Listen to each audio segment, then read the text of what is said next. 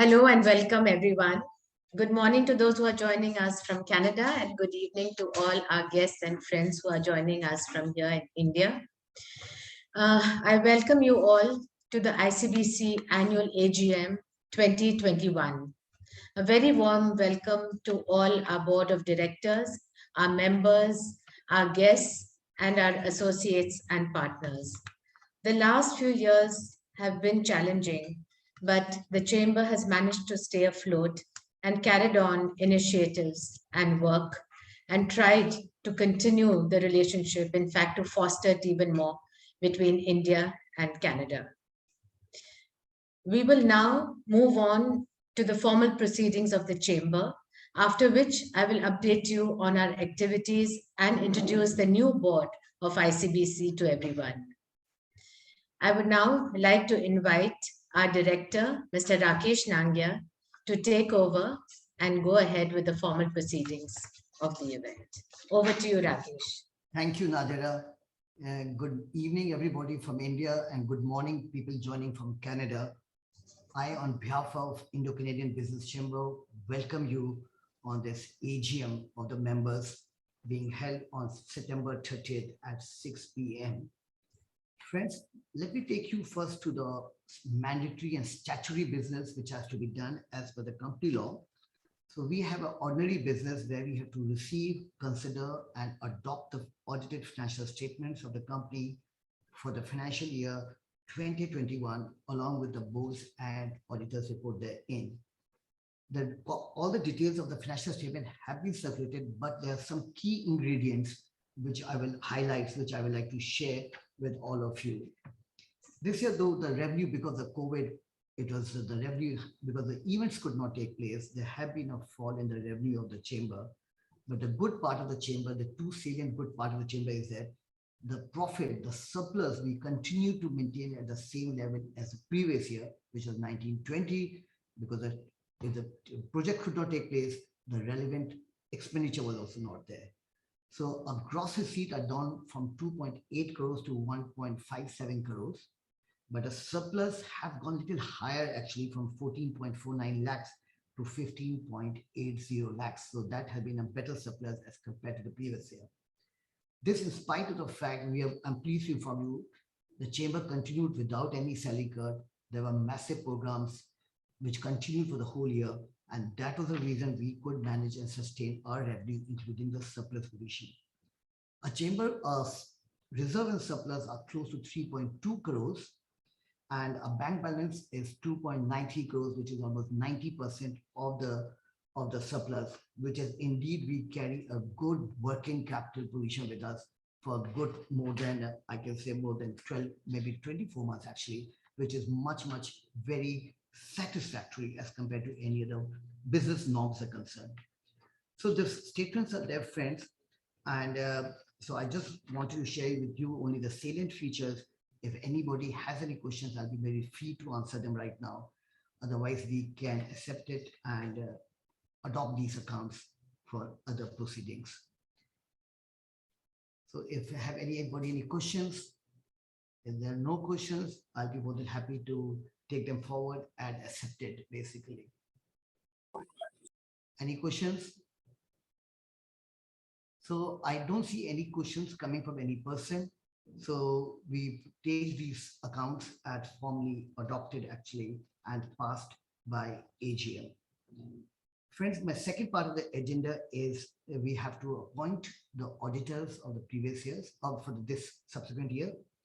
The existing auditors, Rajiv Mata and Company, has been satisfactory. We have no issue has come to them. I just want to add there was no qualification in the auditor statements. There was no anything which was not as per the law. Everything has been reasonably fairly disclosed as per the law, and there's nothing any remark or adverse remark on the financial statement. This was I wanted to add to it. And second, I recommend we can continue to adopt Rajiv Mata and Company as an auditor of the company. If anybody has any objection, please let me know. Please let us know. Otherwise, we will continue to do that. So I see we have Anish Shah and accepting to this, and we will take this as accepted. To this auditors continue to do that. two more important statutory functions which I have to conduct before I hand over the mic to Nadira is there have been a change in the board of new board members coming at the national level and at the regional level. So we have Sandeep Asthana joining as a chairperson from Maharashtra Regional Council. He's joining us at the Maharashtra at the regional council level. And Mr. Asthana has been the MD and CEO of Sun Life. So I welcome Mr. Sandeep Asthana to the Maharashtra Regional Council of ICBC. The second change or second appointment has been of Mr. Rakesh Herath joining us as the chairperson, Regional Council at Bangalore region. And he has been a senior vice president of CGI as a Canadian company. So we welcome you, Mr. Rakesh Herath, at the Bangalore, at the Regional Council Bangalore of ICBC. So these are any person, before I hand over the mic back to Nadira, any comments, anything you like to know or ask, you please free to write me on the chat box. I'll be more than happy to do that. If you have subsequent questions, please put it back. We'll come back to you later on also. Otherwise, I will hand over this mic to Nadira to take forward the other proceedings. So Nadira, I think you can take it forward from here. Thank you. Thank you, Rakesh, for that. And I would, at the very outset, first of all, just say that we are very privileged and delighted that Ms. Anita George has accepted our request, our invitation to continue as the president of the ICBC for the coming year.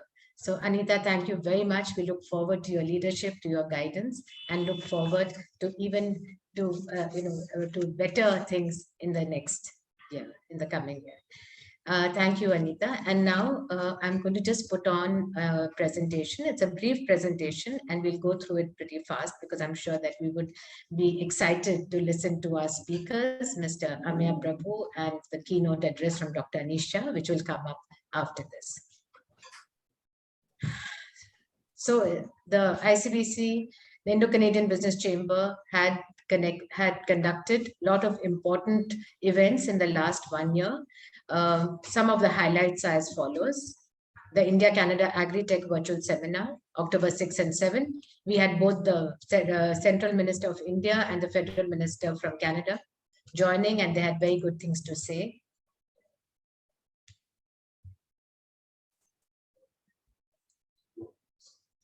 We had an annual National Convention 2020 on the 1st of December, which was conducted on a virtual basis. We had a special message from Prime Minister Justin Trudeau. We had Premier Doug Ford of Ontario addressing us. It was a live address from him. And then, of course, we had Honorable Vic Fideli and Mr. Vikram Kirloskar as well, amongst other dignitaries. We had our annual gala. It was in a hybrid mode. We had 50 people whom we invited to come, and they were there in person. And we also had a virtual transmission from Canada, from the rest of India. It was a great event and it was received well. We had Honorable Anita Anand, Minister from Canada, who joined us live. We also had both, and I think we also have on the slide where she said that I wish we were eating pakoras together in person. So for hopefully next time soon, we hope to host Minister Anand here. We had both the High Commissioners who were here, His Excellency Ajay Bisaria and His Excellency Nadir Patel, the ex-High Commissioner of Canada to India. He has been a great support to the Chamber and we wish him all the best in his next assignment. So we had the Ontario Virtual Trade Mission to India. We had 77 meetings over 7 days and had a lot of positive response, as you can see.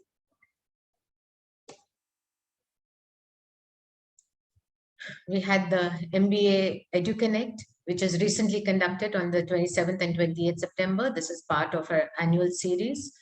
And we had some of the top universities of Canada joining us and just went to show, and we had over 1,000 registrations on one day from adjoining countries and over 500 registrations from India just goes to show how popular Canada still is as a destination for Indian students.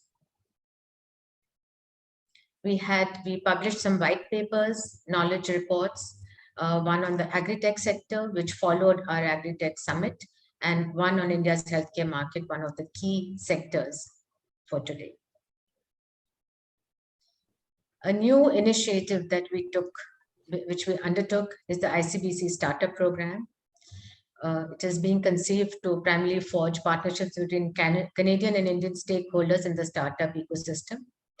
And we hope to connect prominent incubators, accelerators, venture capital firms, angel investors, startup companies, and entrepreneurs from both countries under a common platform. We are very privileged to have Mr. Ameya Prabhu to lead this program as the chairperson of the ICBC Startup Program. And we will be hearing from him in a little while from now.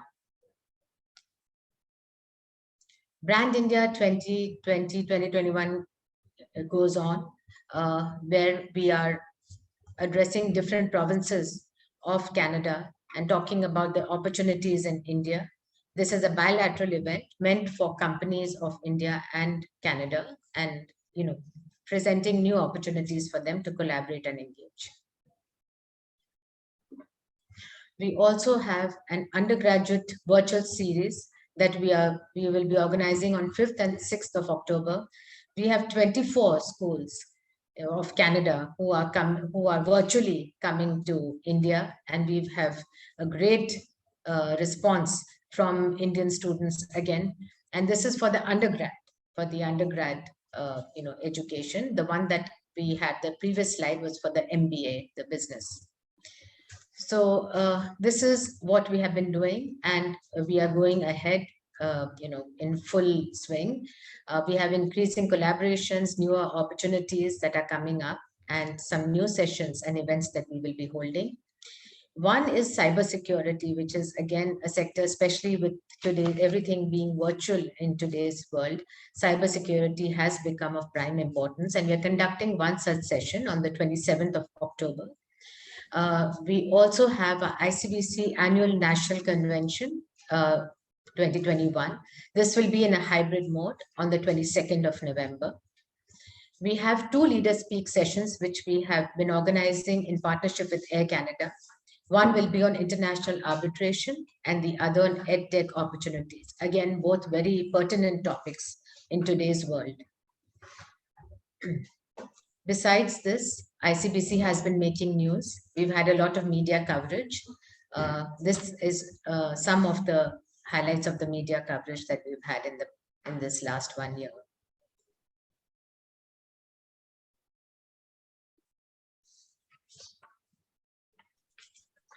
We have new partnerships coming up with Quebec, with Next Time, SKP, Pearson's, STPL International, Avni's, etc. in the coming year. And this is only so far. We still have 1 quarter of the year to go, and we hope, looking forward to even more partnerships.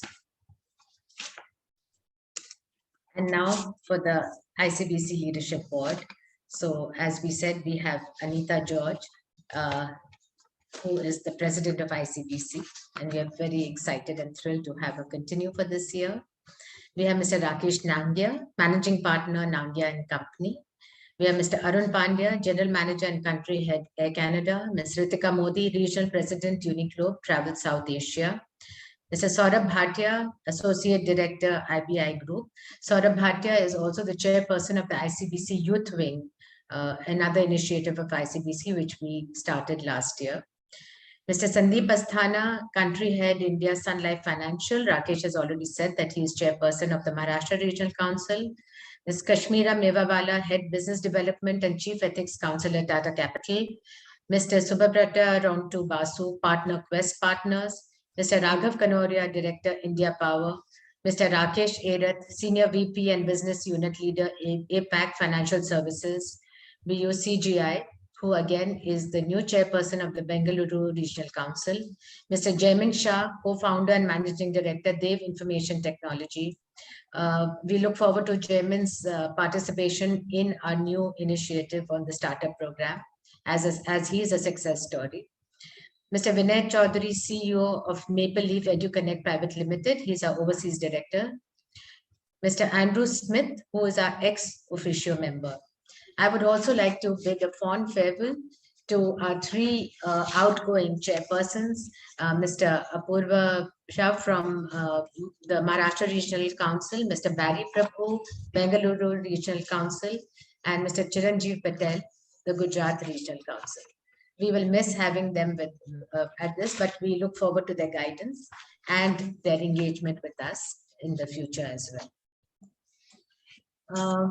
I would also like to acknowledge the support extended to us by Mr. Andrew Smith, Minister Commercial, and all the Trade Commissioners of Trade Commissioner Services Canada, the Canadian Trade Consulates across India, the provincial representatives of Ontario, British Columbia, Alberta, and Quebec, the Ministry of Trade and Export Development, Government of Saskatchewan, the Province of New Brunswick, and the Team of Opportunities New Brunswick.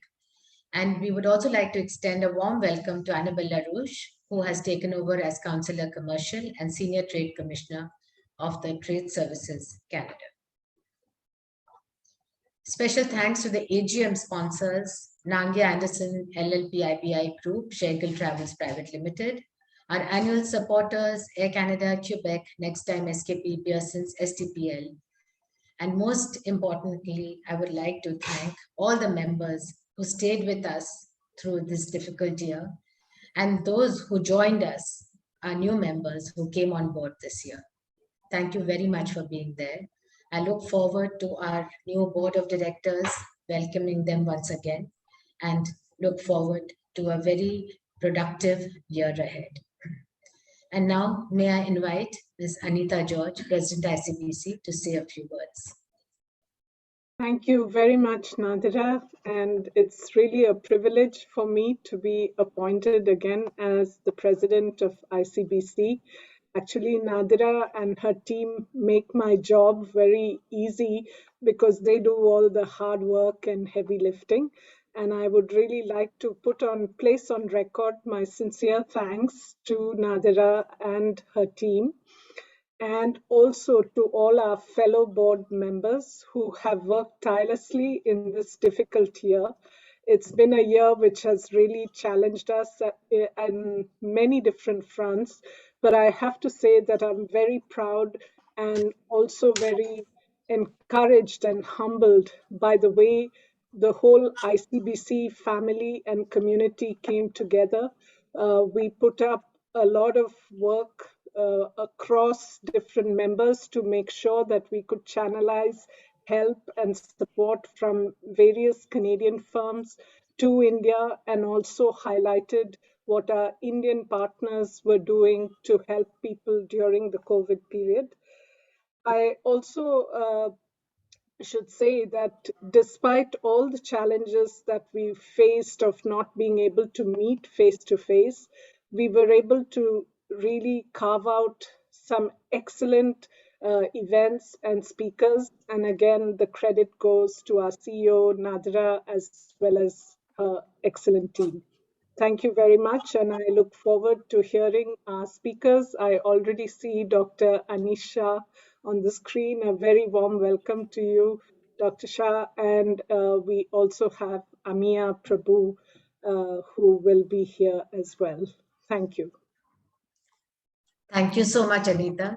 I'd also like to echo Anita's words and welcome Dr. Anish Shah, who's here with us, and also Ameya Prabhu. So let me first introduce Ameya Prabhu. Ameya is the founder and managing director of NAFA Capital Advisors Private Limited and a partner in UAP Advisors LLP. He has been designated as a young global leader by the World Economic Forum. He is also a writer and the author of The Rock Babas and Other Stories, a book of short stories published by Amazon and sold in over 40 countries globally. Ameya, congratulations to you. I see the book in all the popular bookshops across the country. So thank you. Kudos to you. And we will, Ameya is going to lead the bilateral startup program of ICBC. He's going to chair it along with the committee of enterprising startup stakeholders. And broadly, this program is aimed to bring together, as I said, Canadian and Indian stakeholders under a common umbrella for stronger partnerships, especially considering Canada's market requirements of skilled, qualified entrepreneurs and India offering a plethora of Make in India initiatives across sectors like EdTech, FinTech, Agritech, and Health Tech. Over to you, Ameya. And Ameya and Anita George are going to be in conversation as they discuss what the startup initiative of ICBC is going to be, and also what the possibilities for collaborations between India and Canada is. So looking forward to a great interactive session. Over to you, Anita, to take this forward with Ameya. Thank you, Nadira. Ameya, actually often people ask CDPQ as a long-term institutional investor as to what is it that excites us and convinces us about investing long-term in India. And one of the things that we often say is the very strong entrepreneurial spirit that we see across all different sectors. And just in ICBC, we've had sessions on ag tech, health tech, fintech, and other areas, bringing together young entrepreneurs across the country as well as between India and Canada. So in this context, Ameya, we are very excited at ICBC to have your dynamic leadership of this program. So let me start off with a question as to what do you think ICBC can do to really take this collaboration between India and Canada on the tech front in the startup universe? Thank you. Thank you so much. I hope everyone can hear me well. And thank you so much, Anita ji, for the introduction. And thank you, Nadira, and also Shavik and the entire ICBC team. I'm truly humbled and honored, I would say, to be at this event and also to work under the leadership of Ms. Anita George as well as Nadira. So really honored to be here. But at the outset, I would say that I completely echo your thoughts that what I love about India is, despite the challenges, despite the issues, the sheer entrepreneurship of the people of India, and and the entrepreneurship at every level. I mean, it's not just in these big cities of Mumbai or Delhi, but if you go and even go to the smaller towns, the people want to create something. We call it Jugaad, but Jugaad is just an Indian way for the word for entrepreneurship, the way I think about it. So finding and the problem-solving ability of Indians is what really inspires me. But coming back to ICBC, I think ICBC is a phenomenal platform.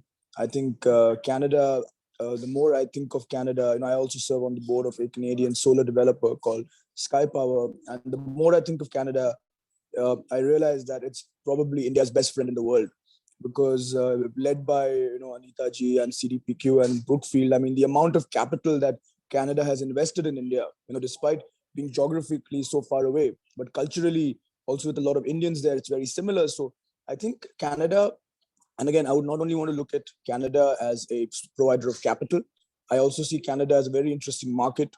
Even, for example, startups which are focused on resources, because Canada has a lot of resource economy.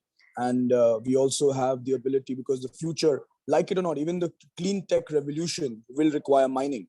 So we have to realize that we cannot go away with mining. It's probably one of the oldest things in the world, but we have to make it cleaner and greener and minimize the impact and actually make it not just net zero, but net positive. That's what we need to think about it. So I think there's a lot of scope for cooperation on capital, on Canadian startups coming to India for the market, but also, let's say, the entrepreneurship or the new ideas that germinate out of India, to take them to Canada and use with the North American structure. I mean, whatever NAFTA is called now, I think we can actually even access the American market. So I think it's a beautiful, I would say, a symbiotic relationship that can exist between India and Canada.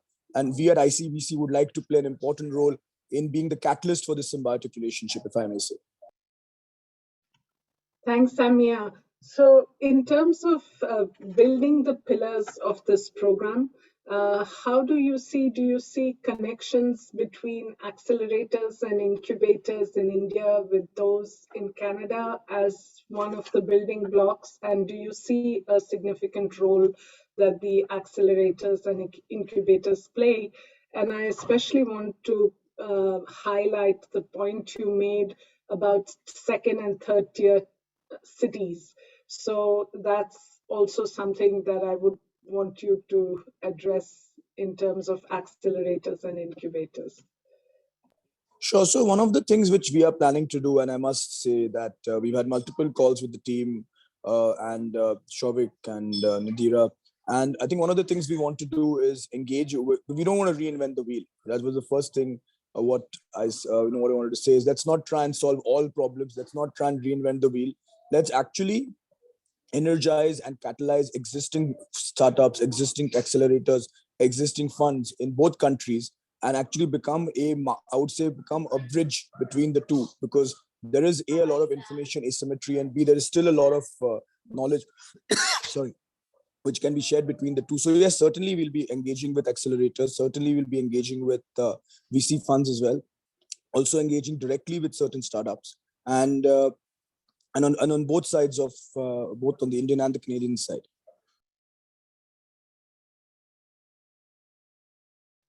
In terms of sectors, Ameya, given you already mentioned solar as well as mining, and I fully agree with you, commodities such as lithium, copper, cobalt, etc. Now the percentage being used in cell phones and EV batteries is so high, like 90% of lithium demand, for example, is for green batteries and other such uses.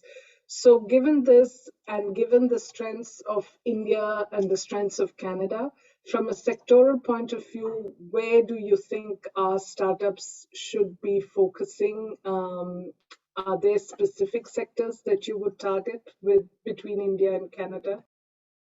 Sure. So if you look at Canada, I think agtech becomes very interesting. India is the market with the largest number of farmers in the world, and even today, while agriculture contributes a smaller percentage to the GDP, but the number of people reliant on agriculture is quite substantial even today. So, and I think Canada has made great strides in agriculture.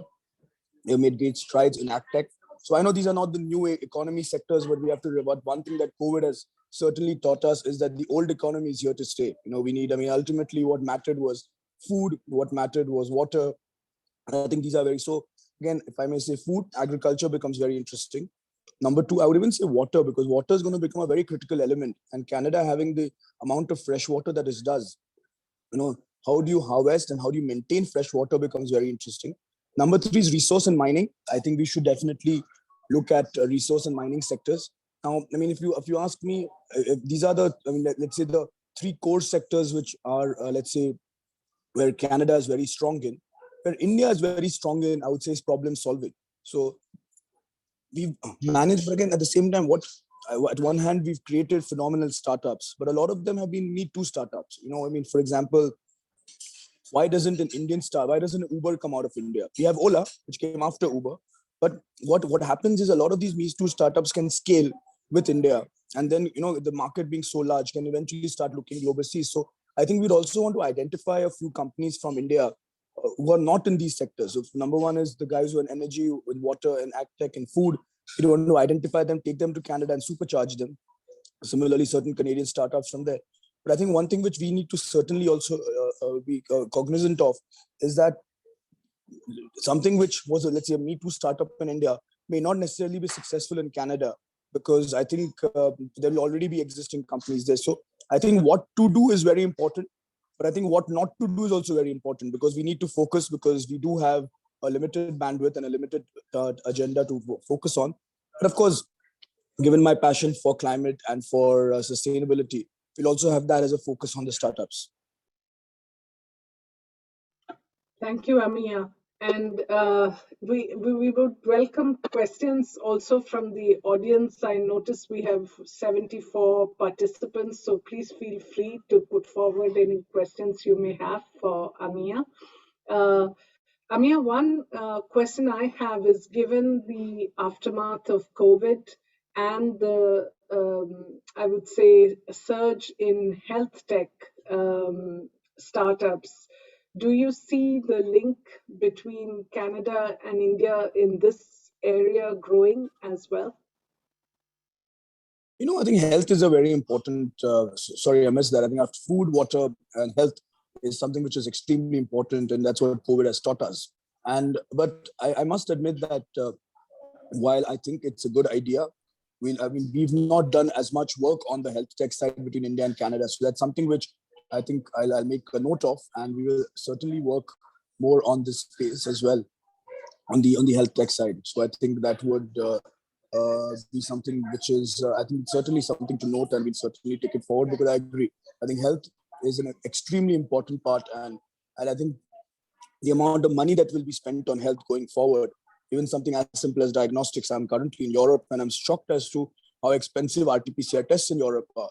I mean, in India, a person comes home and gives you a test for 1,200 rupees, which is 12 pounds. In the UK, the same thing costs 100 pounds. I mean, it's incredible. I mean, I think that's, as I said, I think something which India really does is it takes the same thing and reduces the cost so substantively, and then we can actually give it back. So I think I think just speaking of RT-PCR testing, there are so many other examples like this that we can really drive down the cost, because ultimately, even developed economies have people who want to buy things at lower cost. Not everybody can afford buying things at the highest. I mean, I was talking to one of the taxi drivers, and he was complaining how he can't go home very often because of the cost of the RT-PCR test. So we need to use India also as a place to take good ideas, drive down the cost, and actually become a cost leader while not compromising on quality and technology.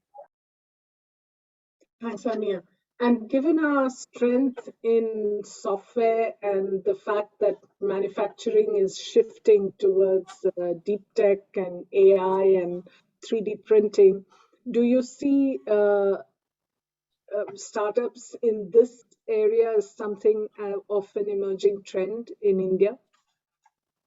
I mean, it's inevitable, right? I mean, ultimately, if you go to any factory these days, I was at an auto factory recently in Hosur, a two-wheeler factory. And I was there maybe 2 years previously, and the amount of automation they've done in 2 years, number of jobs that have actually gone because of, say, deep tech, AI, and machine learning coming in is incredible. So I think a lot of companies are already incorporating that.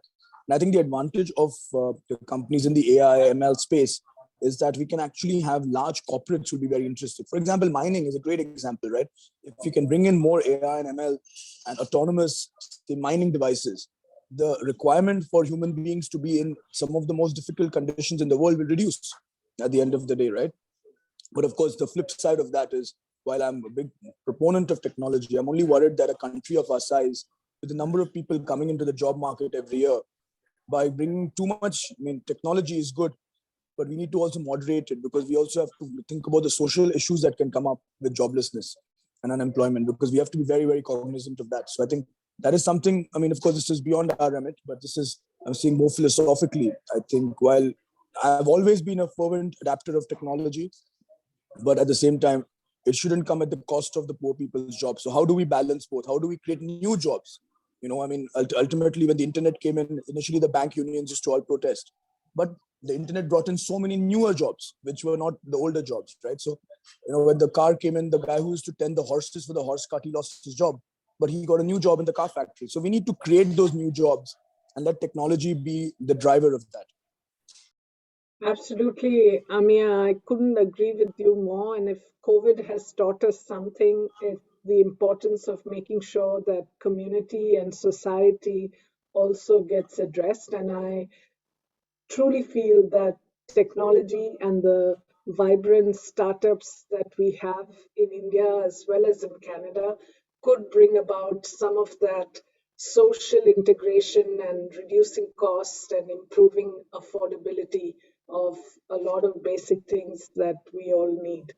So, thank you very, very much, Ameya. We are very excited with this partnership with you as leading the startup program for ICBC. And I'm seeing on the chat box a lot of comments from people on wanting to hear more. So please feel free. Maybe the ICBC team can share a link where you can get in touch for the startup program that we are working on. Thank you very much, Ameya. We appreciate that you've joined us from Europe, and I hope you have a very good and fruitful trip. Thank you so much. And I'll request Nadira to maybe share my details. So whatever, and so we can engage more with our members and also drive this startup program. Thank you so much. Thank you. Thank you, Anita. Thank you, Ameya. Definitely, we'll be sharing the details, Ameya, and maybe we'll do a special session on the startup program where we will be inviting all the people who have, raised some questions, and looking forward to that. And we'll also share your contact details. But Ameya, just before you leave, I hope you haven't left already. I just wanted if you could say a little bit about your book. Or I think Ameya has probably now left, so that maybe at the end of the session, if he rejoins us, then we could probably, hear a little bit about his book. And now, let me now turn to a very, very special guest for this evening, Dr. Anish Shah, Managing Director and CEO of Mahindra & Mahindra Limited. Dr. Shah, on behalf of the Indo-Canadian Business Chamber, it is my privilege to welcome you this evening, and we are really looking forward to your speaking to us and to our members and guests. Dr. Shah, you recently spoke about the strategy to achieve sustainable profit growth with an aim to unlock value through strong emphasis on financial discipline. And we would love to hear from you more about the importance of ESG for long-term sustainable success. Over to you, Dr. Shah. Thank you, Nadira, and it's a pleasure to be here with everyone. ESG is a very important topic, and I'm really honored to have this opportunity to talk to you on a subject that I'm very passionate about. It is one of the most important conversations of our time. But for us at the Mahindra Group, it really has been a way of life. And I want to share a story that goes back to 1945, when our founders defined our purpose and actually put a one-page advertisement in Times of India that outlined the purpose of the company, the new company, and the principles that will guide future activities.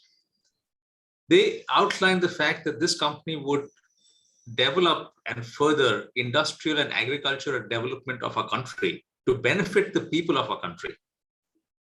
In terms of the principles that they laid out, they talked about the initiative of the individual, dignity of human toil, diversity, and ability as a sole test of merit.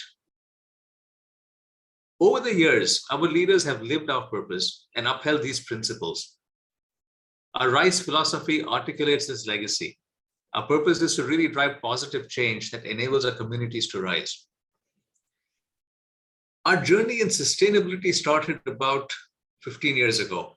And there have been a number of activities. And today we see that protecting the environment is not a choice, it's a necessity. It's for the planet, it's the right thing to do. We are custodians of this planet for our children. But what we also see today is that consumers are increasingly making choices based on values demonstrated by companies. And for corporate, it defines who we are, not just as companies, but also as individuals who lead these companies. The perceptions in the world are changing, and to some extent have been accelerated by the pandemic over the past year and a half as well. But beyond that, what we also see is that the urgency to act is increasing. We've heard over many years that as the average temperature increases, there will be changes in weather patterns. As there's more carbon dioxide, we see the average temperature increase. The threshold that was set was 1.5 degrees. We've already reached 1 degree, and we're seeing a number of weather changes around us that impact us in a very negative way. And reversing this trend will require a very concerted and sustained effort. It cannot be done in isolation. It cannot be done by any one stakeholder, by the government alone or by corporates alone. It has to be a coordinated effort across all of us, across the world, in fact. But let's not think of climate change as a potential disaster. Let's think of it as an opportunity. There are a number of economic benefits from this. There are cost savings, there are new industries that are coming up. Electric vehicles, hydrogen, wind, solar energy, recycling. We see capital available at a lower cost for green initiatives. And this is an area where, as a corporate, we have to lead or perish. So what do we see as our role as corporate citizens? The first is to reimagine or maybe reset capitalism. There is a lot of conversation in this area, but this is one area where we truly feel that growth and impact can not only coexist, but also create greater value. And this is an area where companies must join hands with governments to really make a difference. We've participated in various coalitions across the world. One of them is with regard to net zero. That's a responsibility that we are signing up for, to be net zero by 2050, which goes further beyond our carbon neutrality goal, which is by 2040. But to go on that journey, we've got to make plans and set milestones for every year, not just wait for 20 or 30 years later. For that, we need to invest in new technologies as well, because as we remove carbon footprints, natural means alone are not enough. We can reduce it to some extent, but beyond that, we need new technology. The World Economic Forum, amongst others, is leading efforts in this space. And we're starting to identify specific actions. What is the roadmap? What are the milestones? How do we transform organizations? How do we drive change management? So the call to action for us as companies really is to develop more partnerships, share ideas based on action taken, identify large initiatives, and then second, with regard to driving technology, partnering on technology, adopting new technologies. We could look at green steel using clean hydrogen, flexible solar strips that can be mounted on any surface that's facing the sun. How do we manage solar panels after completing their life? So there's a whole host of things that we can look at with regard to technology that will make our life better. So in conclusion, it's not a choice for us anymore. Protecting our environment will drive profitability.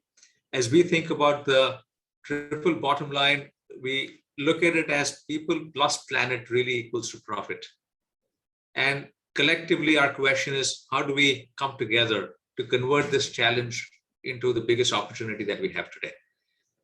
So that's all I'll say. Again, thank you for the opportunity. As I said, this was a topic that's very dear to heart, and was very glad to share my thoughts, but open to a discussion and any questions that anyone may have. Thank you, Dr. Shah. May I invite Mr. Rakesh Nangia to come in and share and have a little bit of an interactive session with Dr. Shah.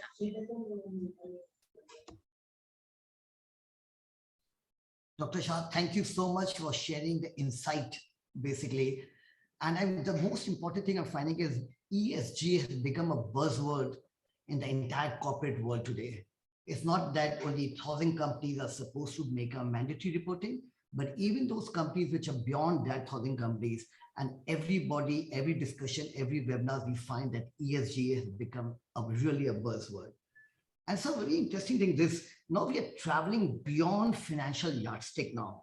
We are going to intangibles which are becoming very relevant and which will actually going to define the existence of mankind. So indeed, first of all, the compliments, Mahindra started 15 years before. So you were actually the leader actually. And so I have a couple of thoughts on this thing. I would like to have your view on that, sir. This ESG reporting is actually a very ideal and effective means to communicate as a single document for various stakeholders. Now, what disclosures this report, which we normally call it as a business responsibility and sustainable report, a lot of things investors are keen to know about it. So I think what type of disclosures you believe that investors want to know as a responsible corporate citizen this report should consist of? Your thought on this, sir? So I would say that investors would want to know both intangible and tangible outcomes. On the intangible side, it is this company really serious about it, or is it checking the box?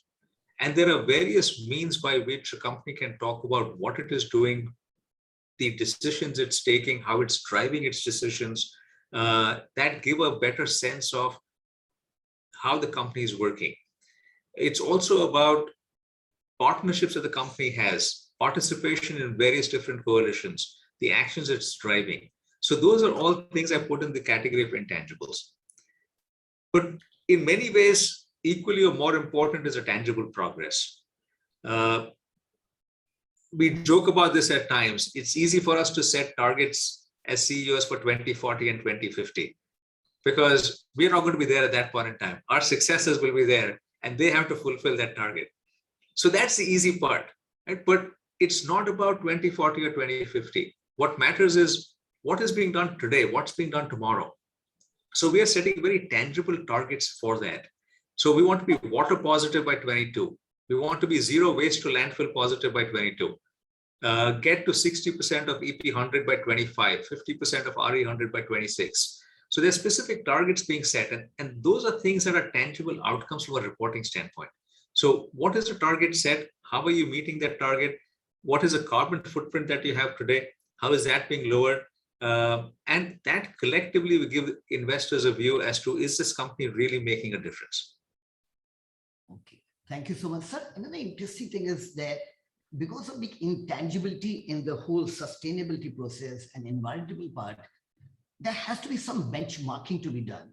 So what I have got it from the media reports and a little deep diving into the subject is that the government is planning to introduce an ESG rating tool actually. So this is to benchmark the initiatives that have been taken by the corporates.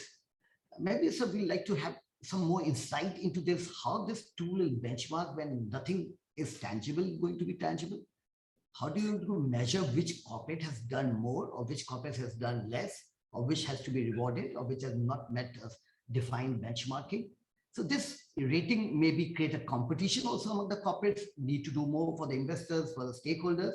So it's a little bit of nuances of this ESG rating tool, which I understand government is developing it. So I'd like to hear something about this from your side.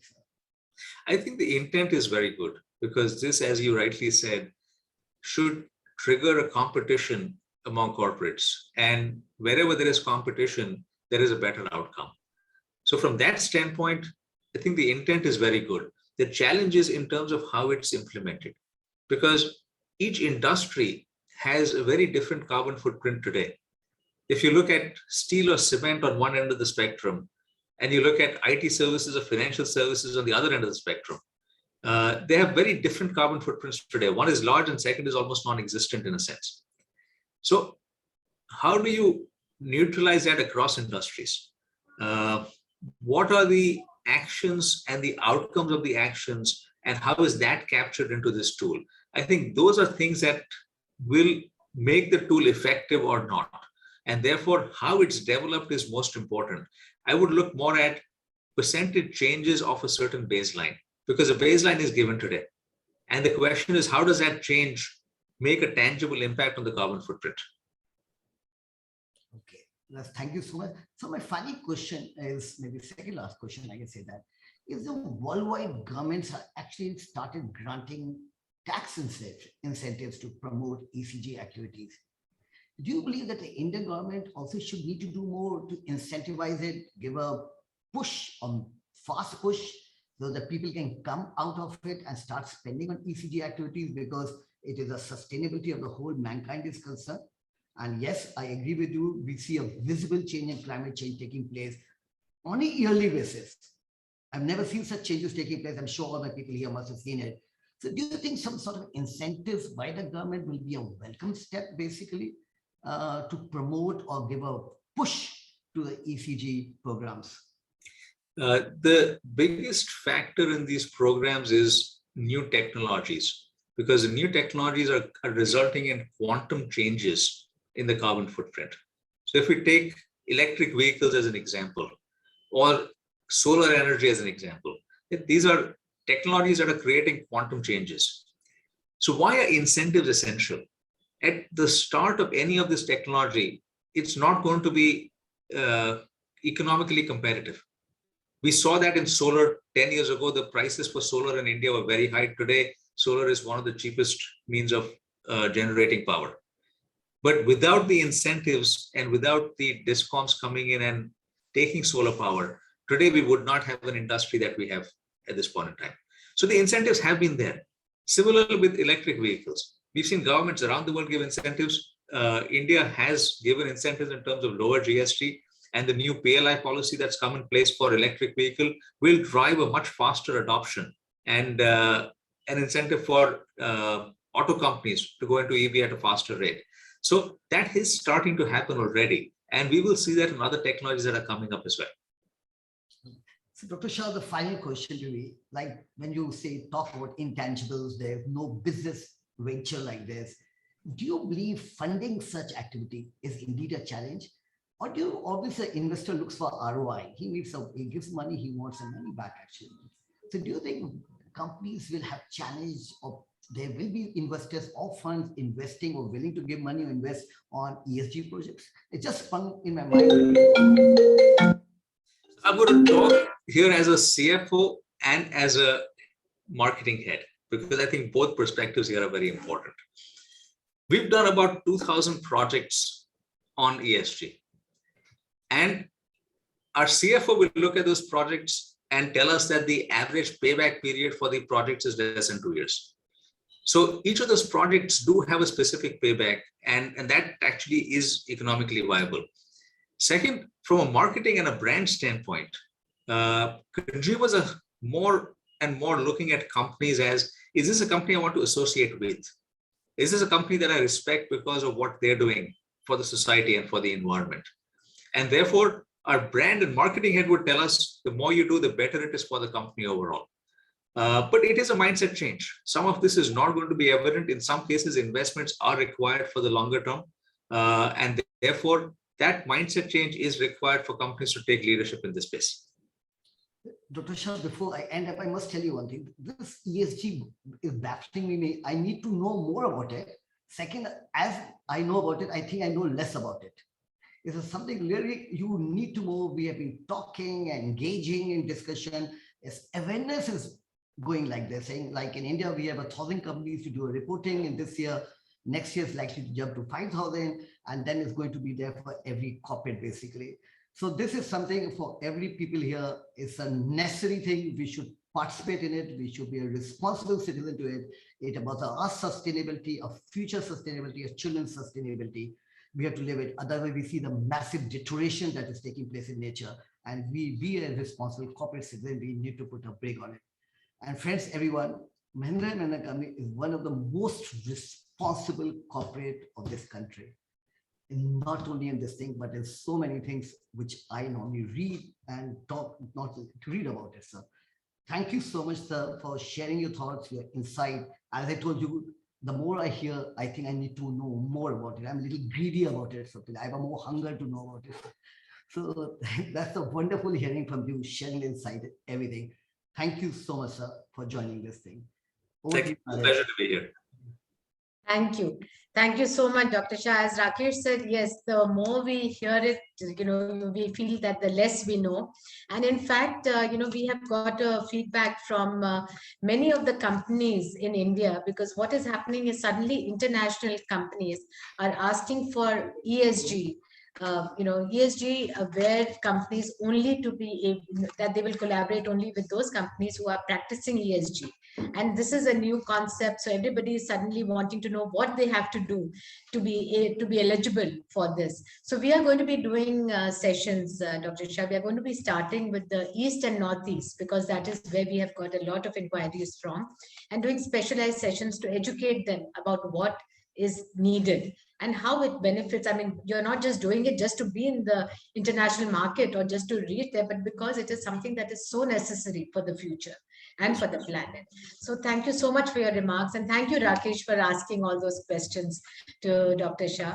And with this, I would just, want to thank all of you, especially you, Dr. Shah, for joining us. And I'm also looking forward to remaining in touch with the Mahindra Group and with you, Dr. Shah, because there's a lot of possible collaborations, whether it is in fintech, whether it is in the auto industry. So in all these kind of sectors that we can collaborate and work together for the future. Thank you, Dr. Shah, for joining us. Thank you to all of you, Rakesh. Thank you, Anita, to all our board members, and to the people, our guests, our members, and my ICBC team who has done a lot to make this event such a success. Thank you, everyone. Please, still, I know things are better, but still stay safe and take care. All the very best. Thank you so much. Thank you. Thank you.